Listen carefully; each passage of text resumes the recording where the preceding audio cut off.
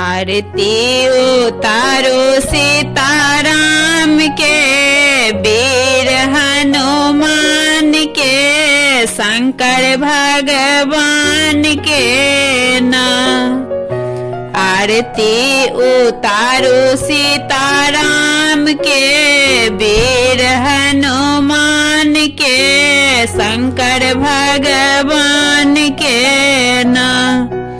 सोना के झाड़ी गंगा जल पानी, सोना के झाड़ी गंगा जल पानी, चरना पखारो सीताराम के, वीर हनुमान के, शंकर भगवान के ना। चरना पखारो सीताराम के, वीर हनुमान के, शंकर भगवान के ना।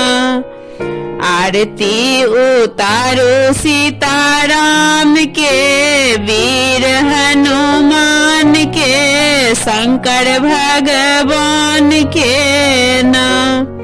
सोना के थारी छपन रंग में बा, सोना के थारी छपन रंग में बा।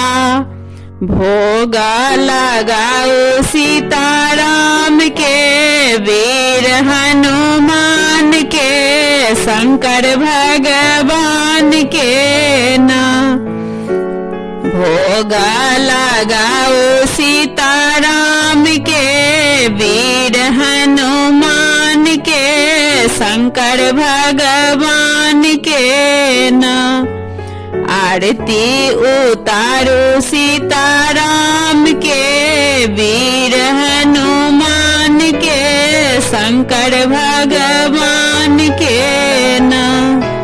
सोना के छिपी कर्पूरा के बाती, सोना के छिपी कर्पूरा के बाती।